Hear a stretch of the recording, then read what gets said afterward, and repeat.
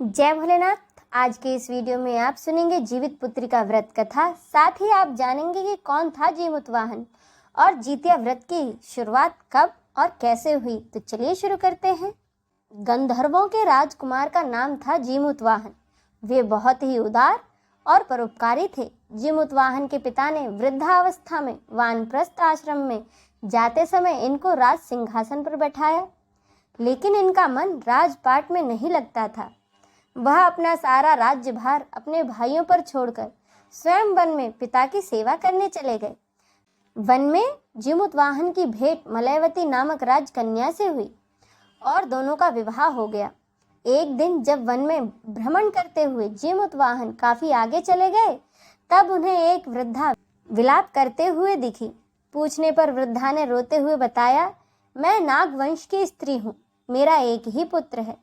पक्षीराज गरुड़ के कोप से मुक्ति दिलाने के लिए नागों ने यह व्यवस्था की है कि वे गरुड़ को प्रतिदिन भक्षण हेतु एक युवा नाग सौंपते हैं। आज मेरे बेटे शंखचूड़ की बलि का दिन है, इसीलिए मैं रो रही हूँ। जीमूतवाहन ने उस वृद्ध महिला को आश्वासन देते हुए कहा कि आप डरिए मत, मैं आपके पुत्र के प्राणों की रक्षा करूँगा। आज उसके बजाय मैं स्वयं अपने आप को उसके इस लाल कपड़े में लपेटकर शिला पर लेटूंगा। इतना कहकर जीमूतवाहन ने शंखचूड़ के हाथ से वह लाल कपड़ा ले लिया और वे उसे लपेटकर गरुड़ की बलि के लिए चुनी गई शिला पर लेट गए।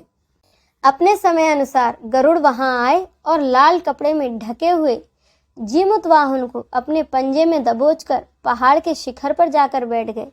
अपने पैर के पंजों में जकड़े हुए प्राणी की आंखों में आंसू और मुंह से कराहट सुनकर गरुड़ बड़े आश्चर्य में पड़ गए।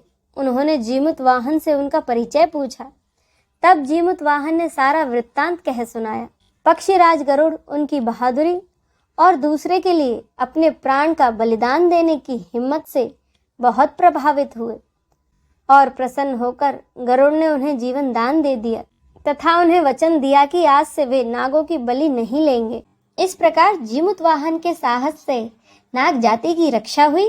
गरुड़ ने कहा, तुम्हारी जैसी इच्छा वैसा ही होगा।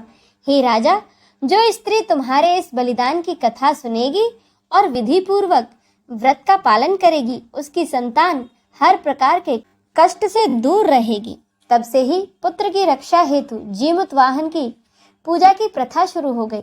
यह कथा कैलाश पर्वत पर भगवान शंकर ने माता पार्वती को सुनाई थी। जीवित पुत्रिका के दिन भगवान श्री गणेश, माता पार्वती और भगवान शिव की पूजा एवं ध्यान के बाद इस व्रत कथा को सुनना या फिर पढ़ना चाहिए।